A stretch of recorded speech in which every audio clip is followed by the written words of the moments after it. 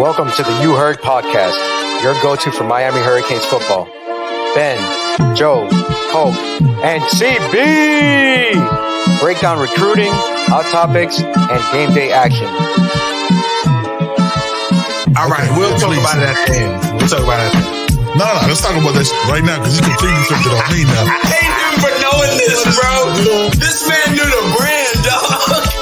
Okay, I don't appreciate that. I'm saying, like, what are we talking about, son? Get into it. I felt Keeping it a buck. Let me close these curtains real quick. You heard.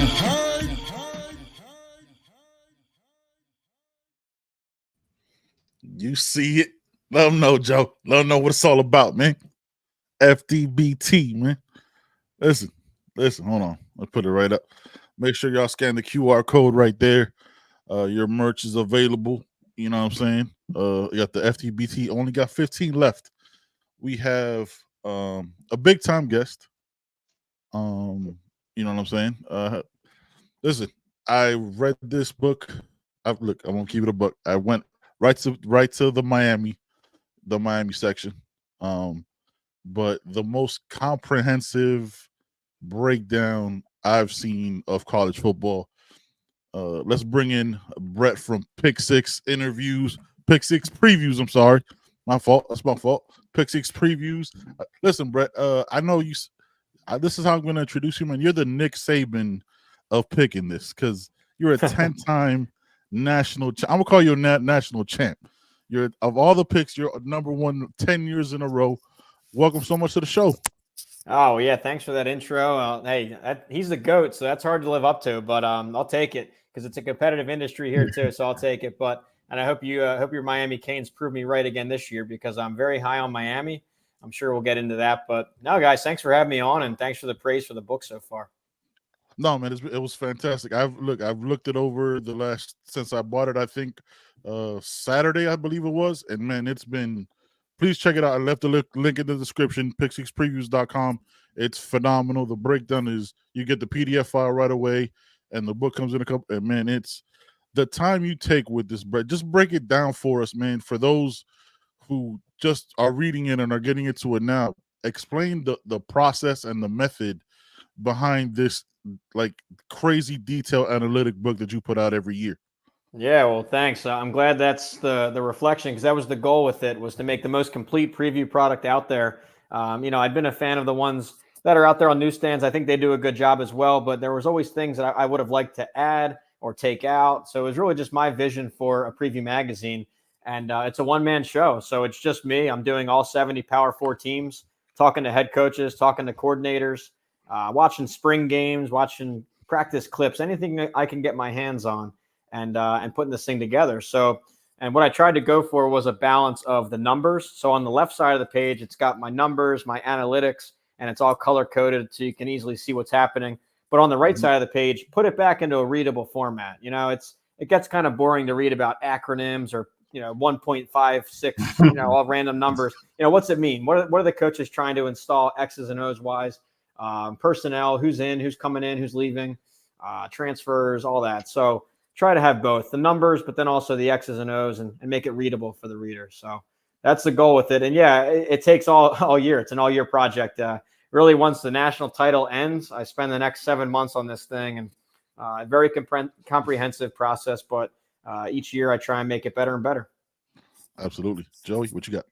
Wow, Brett, good to meet you, man. I appreciate you taking the time to come on the show and chop it up with us. Yeah, for sure. I know how busy you are. We appreciate it. Yes.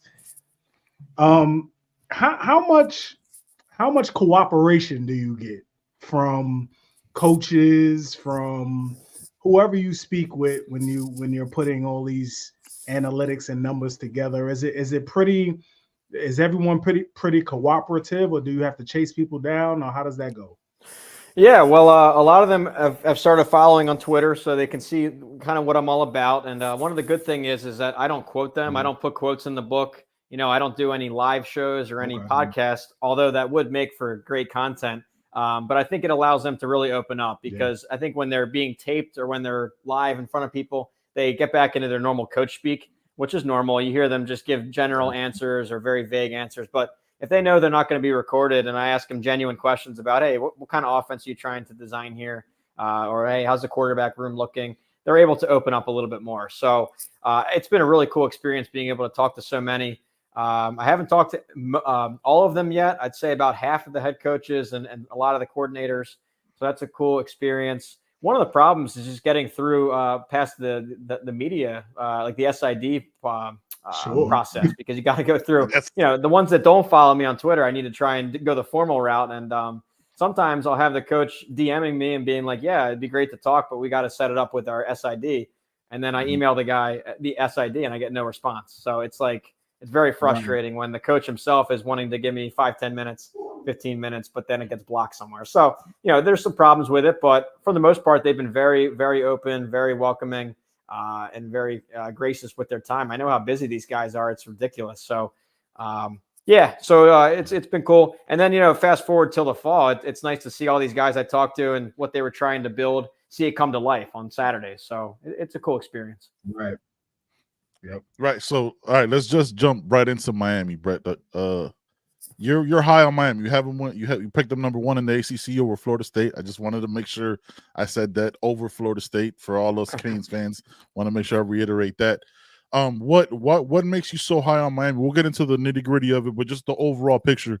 What's your perspective on Miami that you had them pick number 1 and number 4 going into the college football playoff? Yeah. So with Miami this year, I think it's a wide open conference. That's where I start from. Is the ACC, I think, is very wide open. We're no longer in the Clemson dynasty era where you just pencil Clemson in at the top. And I think with Florida State, they had a really special year last year, but so many of those guys and their stars are gone to the pros. It leaves them a little bit uncertain for me. So I really opened it up and I started looking at all the possibilities, and Miami kept popping off the page to me. My stats from last year had them better than their record would show. And I think that might reflect some Miami fans. I mean, hey, take a knee against Georgia Tech. There's a W right there, and maybe some of the quarterback funk they went through at the end of the year there or midseason, that might flip a couple games. But anyway, what caught my eye was just when you go position by position, the amount of talent that is in the room, I think really stands out across the against the other ACC programs. And I know when you pick a team like Miami, and I'm sure you guys are sick of hearing it, where kind of like a Texas or a USC, teams like this, you get a lot of flack. You got people saying, oh, they're always overrated.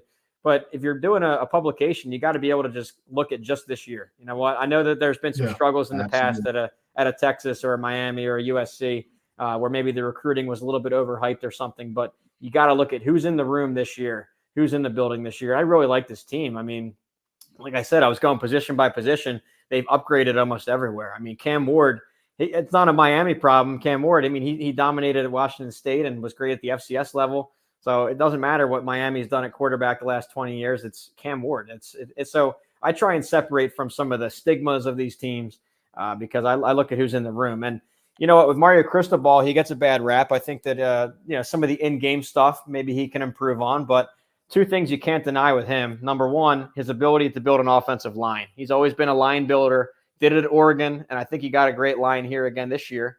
And then number two with him is the talent acquisition, the recruiting. He did it at Oregon, and he's doing it here. Miami's the only team in the country to do top 10 high school recruiting the last 2 classes and top 10 transfer classes the last 2 years. So top 10 in both games there. So I'm rambling a little bit. There's a lot to like, but when it came down to it, I couldn't find myself picking against them because of all this sheer firepower I see across the team.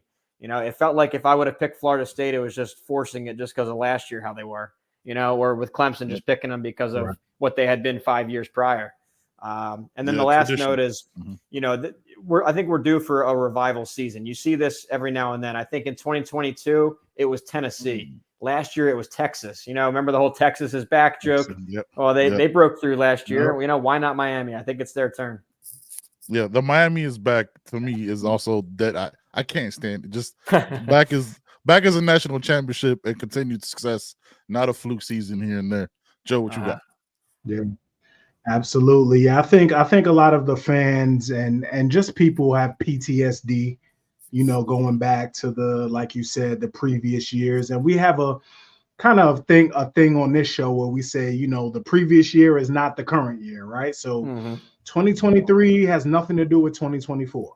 Like you mentioned, we have Cam Ward. It's a whole different dynamic in Miami this year. So I appreciate you saying that. Yeah, Looking at, go ahead. I'm sorry. Go ahead. Sorry. And looking at the recruiting over the last 5 years, right? So you have Miami at 11, I believe, and then when you go down to player development and win conversion, they're like in the 60s. Do you directly like correlate the struggles of the program over the past 20 years? Let's keep it honest. To that, like Miami has had the talent, but the development and the player development or whatever. Do you directly correlate that to the struggles at Miami? Yeah, so I'm glad you brought up those two categories. I think with recruiting and the transfer game we talked about, that's more of a future-looking stat. I mean, that's who you're bringing in. Those are your potential starters this year and down the road. So if you're top 10 in those metrics, I like that. The other two stats you talked about, I put in the book, player development and win conversion. And those are kind of looking backwards in time. I mean, those are a little bit of a lag because that's really reviewing past coaching staffs, past recruits, past players. What those do, though, is, I think it's this year, if you're looking at recruiting ranking from 2016 to 2020, how many of those guys made the pros based off the blue chips and 4 stars and 5 stars. So comparing recruiting to what's actually brought into the pros, that's what that number does. And you see this at some of the top recruiting schools like a Miami, a USC, a Texas, a Nebraska, where they recruit well, but for whatever reason, those last couple of coaching staffs haven't translated that to the pros, whether it be coaching cycles like firings or transfers or whatever. But so I wouldn't get too hung up on that stat. I think that reflects on the last couple of staffs. They might have missed on some players and not been able to convert it into wins. But that's not a reflection on this current staff who's only been here a few years. So, I'm glad you brought that up. It's one's looking in reverse and then the other is looking in the future. And I think future-wise, I think Miami's set up with at least the raw talent. They have the raw talent there. It's a matter of coaching now. Can they get them to their peak? Cristobal, I think, also grew a little bit as a head coach with his defensive coordinator hire. I love Guidry coming in. He built a machine at Marshall. Really strong statistical defense at Marshall. And you saw already the pass rush was improved. And I think you're going to see that continue with all these guys on the defensive line back. And there's a lot to like looking forward. The stuff in the past, like you talked about, that's the past. And Miami's been in a funk. There's no way around it. Same with Nebraska, same with Texas for a while. But, all it takes is one team to break through. And they definitely have the players to do it. Yeah, as far as breaking through, you put on your on Pick Six previews, guys, make sure you guys buy this book. Highly recommend it, especially for everybody who likes analytics and the whole breakdown of every team. You have 4 Hurricanes on the All ACC All Offense, first and second team, and 3 Hurricanes on the All ACC defense. How big is that with your prediction of them being, like I said, top 4 in the college football playoff and winning the conference? And how I gotta say, how much bigger is this of a difference of previous years to what the expectations is of transfers as well? Yeah, well, I think with Miami, this is the highest I've ever forecasted them. I launched Pick Six previews in 2012, and this is by far the highest I've put them. And the number 4 on the bracket there, remember, the top 4 spots go to the conference winners. So if Miami is able to win the ACC title game, that grants them a first-round bye and a top 4 seed in this overall tournament. So that's huge. And I have them winning the conference, so that would get them number 4. In the power ratings, I have them at 10th. So, still top 10 nationally in terms of talent and all that. And the transfers, you asked about how big the transfer impact was. I think it's huge because these are proven commodities. There's something to be said about a proven transfer compared to a high school prospect. And I think the recruiting industry is really strong. I think that they're more right than wrong. Over a big sample size of 5 stars, they're going to be more right than wrong. But we've seen these guys as, Cam Ward, Damian Martinez, Brown from Houston. These guys are proven at the college level already. So you know what you're getting. You're a little bit more sure about what you're getting. So You mentioned the all ACC talent there. Also, Miami with 7 on my all transfer team, which this is a new thing I had to put in, just given all the transfer activity. You have all ACC, all America. I put all transfer in there. And 7 Miami players coming in on top of top recruiting too. So, Tyler Barron from Tennessee, the D lineman. You got Alderman, a starting linebacker from Louisville. Really a lot to like. Powell off of a national title runner-up, Washington. So, the transfer angle, and that's where Miami, to answer your question finally, is that's where they pull ahead at Clemson for me, because Clemson also recruits well from the high school level. But these last couple of years, Miami has continued to add to that from the transfer portal. They're supplementing some position groups, adding on firepower that Clemson's not adding on. So that leaves Clemson thin in some rooms, and Miami is packed at the brims. Absolutely. Absolutely. Yeah, looking at the tell us briefly what went into the unit ranks. I see Miami, at quarterback, most, top 5 in all the units except for the DB, and they're right at 6. What went into those rankings for you? Yeah, so I guess it varies a little bit by position group. I think with quarterback, I'm really just looking at the starter. So right now I have Cam Ward as my first team all ACC. That's good for the number 1 quarterback ranking in the conference. And, I went position group by position group like I do for every team. And I think that's what might stand out about my preview compared to others. And where on other previews, you have 100 writers. You have 1 Miami guy, 1 Clemson guy. So when you try and compare the different teams, everyone's saying their team is good, and it's hard to really compare. But if you talk to these guys, you talk to a BC writer, and these guys are all like hidden gem All-American guys. Okay, well, maybe not. What I'm doing all 70 of these, so I'm able to, I think, compare apples to apples and really compare these rooms. So yeah, Miami. It's why it was undeniable to pick them. I had to. I mean, they're just the best on paper right now in a lot of rooms. Quarterback number 1. Wide receiver, tight end, they're loaded there. I have them number 1 there. Offensive line, statistically was strong last year, and you bring a lot back, and it's Cristobal who knows how to build a line, number 1 there. Defense, they're not number 1 in any specific unit, but I have them top 6, like you mentioned. I have a D-line at 3rd, linebacker 2nd, and the defensive backs in 6th. So, yeah, again, with the unit rankings, it's a little bit inexact. I mean, you could be a spot or 2 away, but in general, it's a good view to see the strengths and the weaknesses of a roster. No, absolutely. Joy, you got something else? I did, and I forgot that quick. See how old I am? Well, that happens all the time. Man. That happens all the time. How are you guys feeling with the national expectations coming in? I know that some fan bases, they almost get turned off by it when a national guy or some of the national press gets onto their team thinking they're going to win. It's almost like added pressure. It's like too much. You almost want to be the underdog. Yeah, I don't like it. I don't like how much I don't know. It's not the expectations, because I've seen Miami win. I've seen what Miami's supposed to look like, but it's hard for me. I'm one of those guys. It's hard for me to separate one year to the next. But throughout this show and throughout this podcast, talking with Joe here, I've started to embrace, okay, last year's not this year because of the transfers, because of the new guys.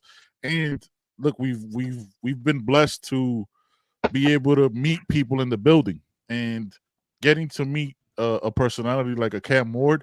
That's when I started kind of turning the corner, oh, this guy's just a little bit different, and the mentality is different. So that I try to separate what everybody's saying. The whole "is Miami back?" I can't stand that phrase. I've never liked it. I've never understood it. But it's nice, but because game 1 is what it is. If it was a slow ramp up to Florida, right?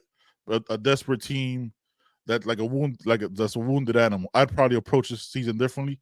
But because Florida is in the swamp at 3:30 in the afternoon, I'm not quite sure how to approach the season. But man, Cam Ward, and we forget the other guys like Damian Martinez and the rest of the staff and the rest of the team. I try to embrace it with a clear head, and I'm ready for August. Well, August 31st. Joey, you're going to learn a lot in that opener for sure. 100%. Yeah. For me personally, I think the smoke is warranted. That's what it is, man. When you recruit at the level that Coach Cristobal has recruited at, when you bring in the talent in the transfer portal that he's brought in, when you've built the offensive and defensive lines, because we own that's how you win games, right? Mhm. Offensive line, defensive line. When you bring in a Cam Ward, when you bring in the free agents that you have brought in, that's the expectation and it's warranted.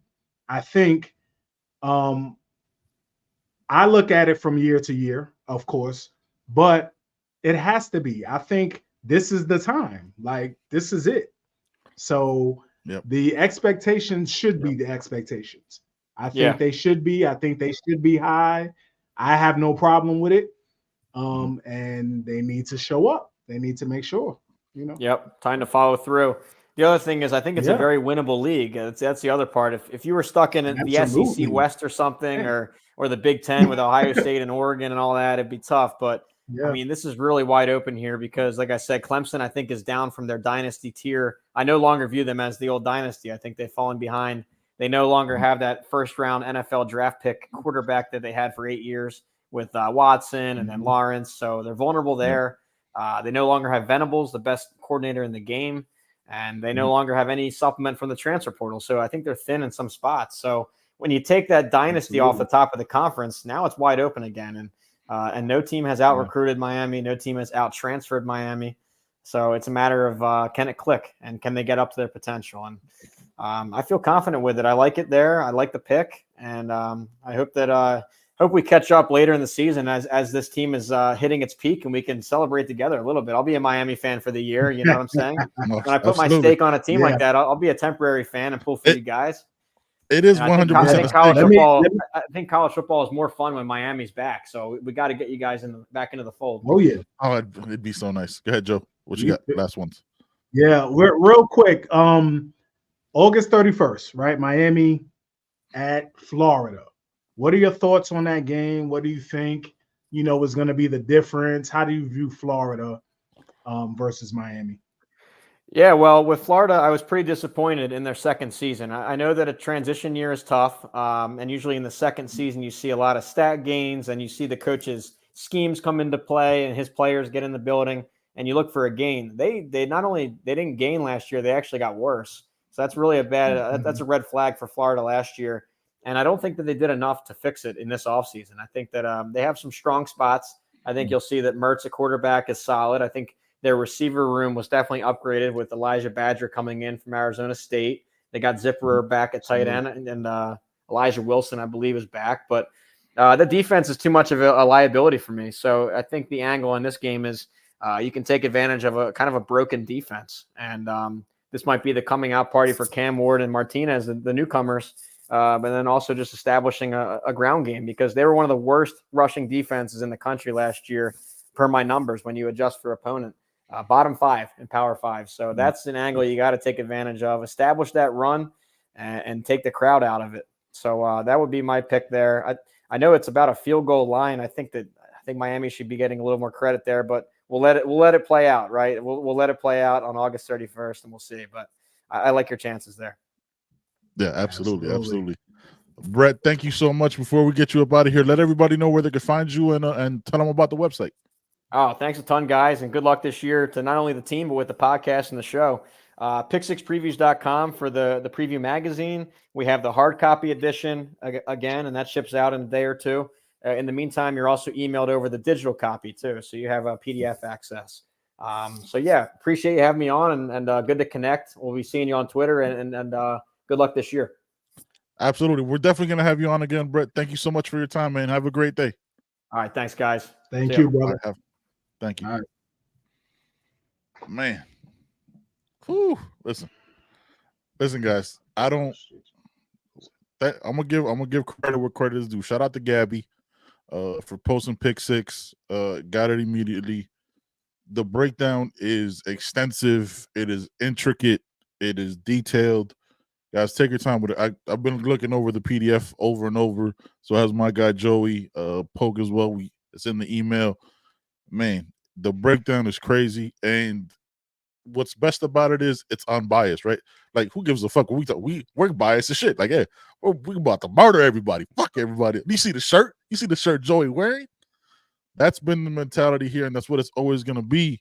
But when you look at it and he adjusts for everything, this Brett Ciancia breaks down every aspect of the team. He breaks down the all transfers, breaks down the position groups, gives you every possible thing you could think of. And he has Miami number 1, has Florida State number 2. I still think that's a little high. I think there's going to be a surprise team in the ACC championship facing Miami. But yeah, man. So Joey, when you before we get into the rest of the topics, when you looked up the analytics and all that, what'd you think of it, man? I didn't get through all of it. Like you, it's impossible. Went down it's impossible. Yeah. Just kind of went down to the Miami thing, and it just makes sense. It all makes it all makes sense. And when you go by, as we know, football sports is not about number. Like all the numbers, you can't account for what's going to happen in the game, who gets injured, punch in the face. Yep. The elements, or whatever. But just looking at it on paper, man, it all makes sense, man. So I love the breakdown. It took a lot of time to do that, and you can kind of look at the numbers and see where the trajectory is heading.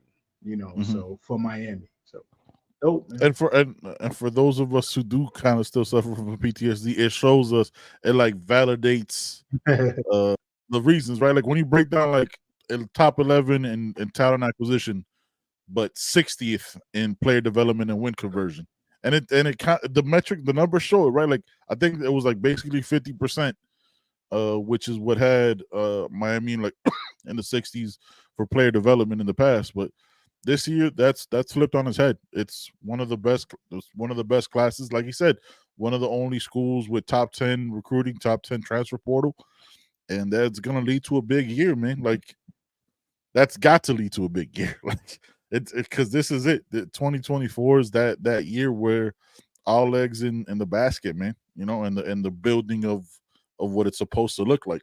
And you kind of hear that in the building. Like you hear the Joe Rose show. You hear shout out to the Joe Rose show and Mario on there. You kind of hear him still being his usual Mario self, but he's not. He didn't seem as angry or annoyed as he's done in the past with previous rosters. You kind of see it's turning a corner. So yeah, man, that's crazy. In all the interviews that he's done that I've seen this offseason, he seems more calm. Yes. He seems more confident, more ready to roll than at any point since he's been here.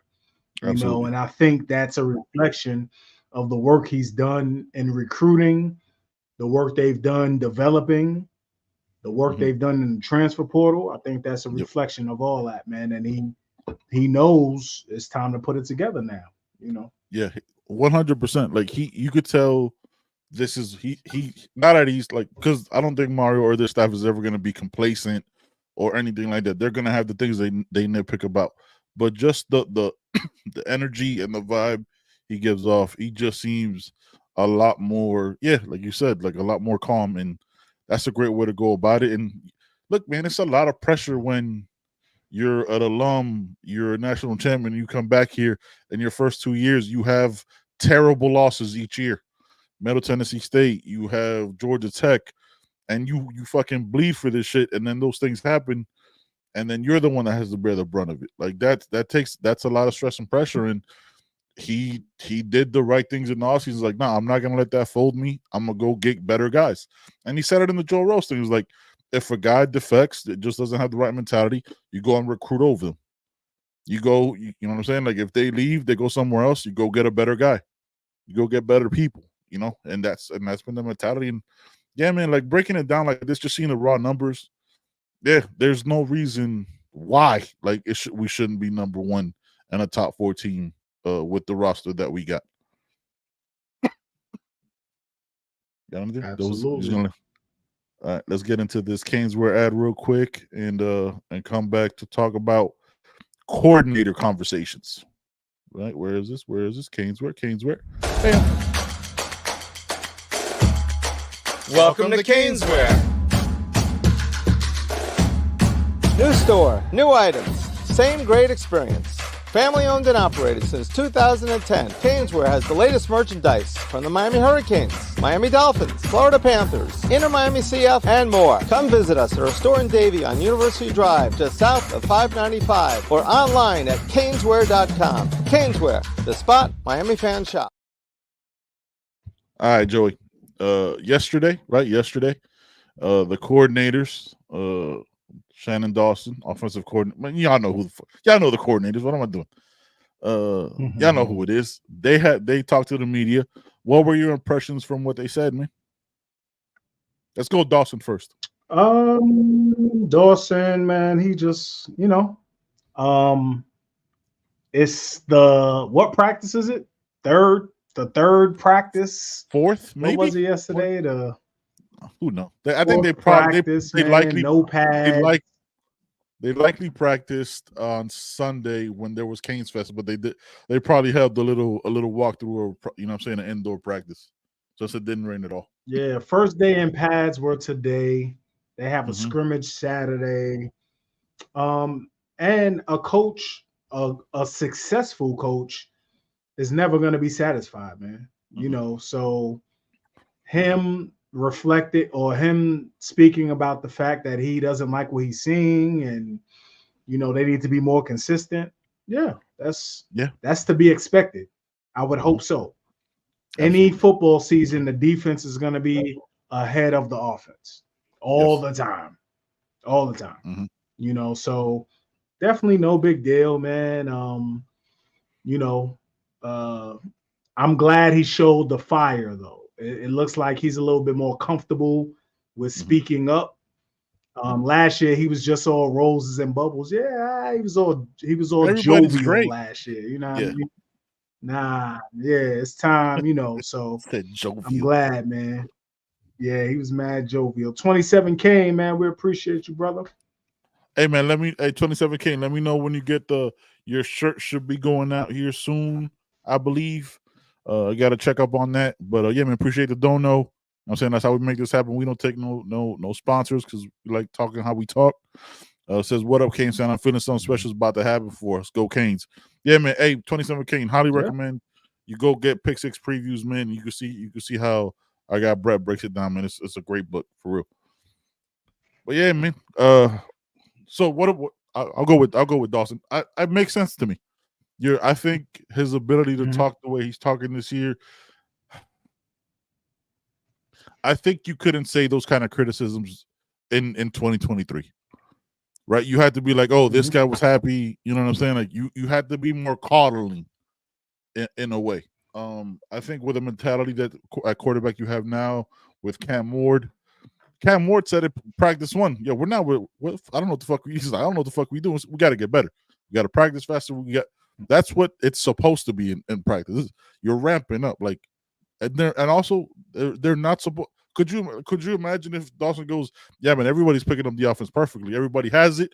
Sam Brown that just walked in here yesterday, and Damian Martinez that hasn't even put on shells for us yet. It looks like the greatest running back of all time. Then we again, smoke up our ass, and it's bullshit because it's impossible. It's not real. It's workout. It's been workouts and now practice. So it's supposed to not look good right now. It's supposed to be a work in progress. You're not supposed to hit your peak at practice 5 without shells. You know what I'm saying? Like the overreaction is crazy. So, I can't believe we don't have this guy. Just bro. Yeah, we're breaking in a brand new quarterback, a brand new wide receiver, brand new running back, a brand new center. Everybody else is kind of the same, but that practice has to ramp up. Today is when it starts for real with pads. What is it, like 5? I think 7 out of the next 10 practices are pads because they got to do the NCAA rules. They got to do shells a couple breaks during the week. But yeah, man, it just makes sense. What you think about and it's not even today pads are not even like today. They're still just thudding, man. They're not bringing nobody to the ground, So it's still Coach Guidry always keep it a buck. I'd never have any problem with what he has to say. He's been keeping it a buck since he stepped on campus, man. So I never have no problem with what he has to say, man. I'm excited to see Damari Brown at that nickel, man. I'm excited to see.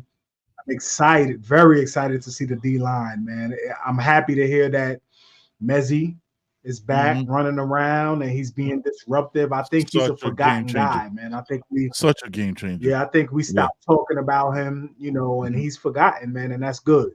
That's good, man. I think he's gonna be a huge help along that D line, man. So yeah, like I said, Coach Guidry, he always keep it a buck, man. I never have a problem with what he has to say. Jay Singh, our guy Jay Singh, always here every show, man. Appreciate you so much.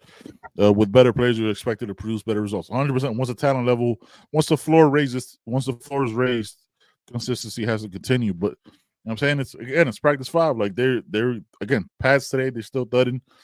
It's light work now. You got to ramp up. You got to, and I'm telling you, man. Like I'm telling you, Mario was not gonna let that Kansas happen on a clear day. If he did, it would have just been signatures. He's not giving nothing to nobody. And it sucks because people wanted to be out there because they're excited to see Cam Ward that couldn't make it out to the spring game. Juan says, why not give credit to the defense? Because why would you give credit to your ops? Like you're going to say it was us that weren't succeeding. You're not going to be like, and he did go, he gave Guidry, Guidry coaches a great defense. They got great guys over there, but we need to be better. And that's what it's supposed to be. And I think our guy Poke, probably breaking another headset. Dawson with a focus on more explosive plays and increasing yards per play got me excited. And it's not just yards per play; it's yards after the catch.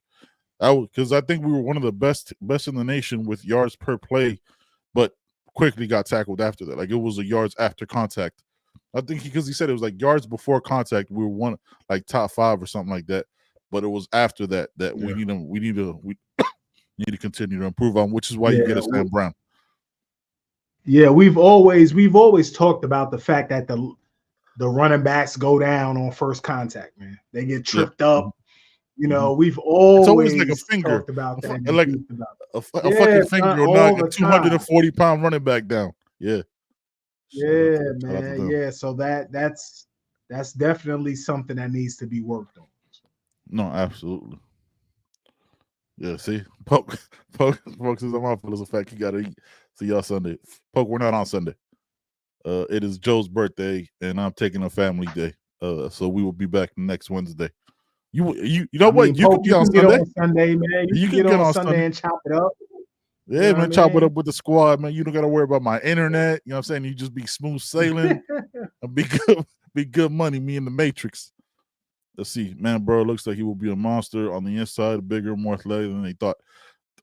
I just want to see this D line, bro. Simeon Barrow.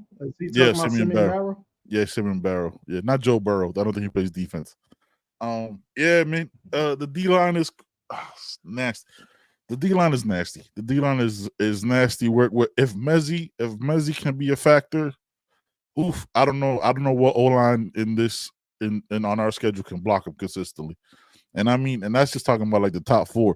You could start Alston, Mezzi, Barrow, got me saying Burrow now, Juan, Barrow, and Ruben Bain. That could just be your starters. That's not counting rotation. That's a nasty D line, Joe. That's the nasty D line. And I love the fact that our O line has to deal with them every day, man. Like we said, like we know the O-line don't rotate, man. The O-line does not rotate. So top 5. When you're getting waves coming at you, waves are coming at you, that gets you prepared for the season. That gets you prepared for everybody, man. And like you mentioned, nobody's throwing out waves. The best D-line that we'll have to face, we don't face. That's Clemson. Yep. Clemson got the best D-line in the country. The closest may be Florida State. Their D-line is cool, but they don't have the waves like that. After the first 4, it's a big drop off. Mm-hmm. Which will give the Louisville too. Louisville has a good D-line, but again, their depth isn't what they see in practice. Yeah, there's no waves, and by the 3rd and 4th quarter, offensive line should be like, oh, this is all they got. Let's give him 175 yards rushing. Barron looks good, man. From all accounts, he's healthy. According to all reports, he's ready to go. again, like he's another guy. Like him rotating with Austin. You have a Marquise Lightfoot that I think is going to make an impact this year. You have a Justin Scott that I think is going to get snaps. Ahmad Moten. You start going down 2, 3, 4, possibly deep at each position. When last year we had our best player was a freshman by necessity. You know what I mean? Like we still have Bain because we need him as a future All-American, I think, for the next 2 years. But you're gonna have somebody on the other side of him now. JHH was sometimes our starting defensive end out of necessity. That's not going to need to be happening this year. You know, yeah. Oh, that's another one. That's another one.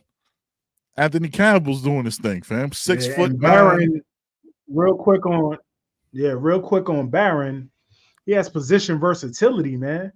Like Barron can play along the defensive line, bro. Like you move him inside, you have him on the edge. Like Barron could play everywhere, man. So that's very important for us. And that's how Guidry coaches, right? Versatility. Everybody can move kind of anywhere. We're gonna teach you all positions. You can see Bobby Pruitt at the nickel in some game. You know what I'm saying? Like you never know what crazy Guidry's gonna throw out there, man. He's gonna cook some things together, man. It's gonna be crazy. Faith Family Football says, yo, what's up, fellas? Checking in to see if y'all got my application. I'll be on the day CB can't make it. Hey, man, send your application with video attached to youheardpod@gmail.com, and we will get you we will get you on where we can, man. This is it looks like Joe got a 10. Joe ain't even been on vacation yet, Flo. Joe ain't even been on vacation. Not yet. Not yet, bro. I got my suntan lotion ready though. It's really though suntan lotion. That's a thing. Got my suntan lotion ready. Okay, that's SPF 1. SPF 1 in this. All right. Yeah, man. Look. Again, every year we're gonna tell you this. We told y'all last year. The reports out of camp from reporters, and it's no shock to them. They're seeing bodies and they're seeing players that they hadn't seen before. But don't get too high on it because they're only seeing 15 minutes. And it's basically, yeah, you know what I'm saying? They're seeing warm-ups, they're seeing stretches, they're seeing some plays that even what they can't see when they go past video time, they can't talk to you about. So it's gonna be, but we know what we have. Pick Six Previews broke it down. 7 players in the first or second All-ACC team, all transfer team players on this team. 2 top 10 in transfers and high school recruiting, so you can do both, unlike them boys up north. You know what I'm saying? The season is what, 24 days away till we're watching it with our basically the extended family. You know what I'm saying? The Flo and Lex, all those guys in a couple weeks, man, for the Swamp game. So it's right around the corner, man. Right around the corner. Man, I can't wait, bro. Thank God for college football, the video game that gets me through. That's it. All right, Joe, what you got? Yeah. Ain't nothing, man. We are on again tonight in a couple of hours, a little more than an hour. Yeah. But For the Culture on the Flow channel this evening. Yep. So we're gonna chop it up some more, man. And we, just so everyone knows, we've moved For the Culture to Wednesday nights. We were doing it Monday. Yep. We moved it to Wednesday. So starting tonight, we will be on every other Wednesday. So the next Wednesday should be right before game time, right? I believe right before so. should be that week. Well, the week no, before. the 21st. The 21st. The week before. So yeah. Yep. Yeah, man. And then we'll have a week to go. So we'll have better information and kind of better understanding. I'm about to finalize all my Orlando arrangements tonight. So and we should have a better idea. And hopefully no injuries, all the players come out healthy the next 3 weeks. But yeah, man, For the Culture tonight. We'll be back at our Flow's channel in about an hour and 15 minutes, chopping it up. You know what I'm saying? You know how we do over there. Having a great time, man. Appreciate y'all so much. As always, let me just drop this one more time before we get up out of here. Make sure y'all scan that QR code right there, man. Yeah. Get that shirt. We only got 15 left, yo. We only got 15 left. It's been selling, man. And I think we just sold, that's after what we sold today. Because we sold a couple today. Yo, yeah, we sold a couple today. Shout out to our guy John, man. Supporting the show and supporting the pod. Scan that QR code right there. Where is it? Right there? Yeah, right there. There we go. Opposite side. Right there, but you know what I'm saying, by Joe. Scan that QR code and head to the website, youheardpodcast.com/merch. You get the official logo, get the FTBT. Appreciate y'all so much, man. We'll see y'all again in an hour. It's just basically an hour on Flo's channel, man. Appreciate y'all. Be safe.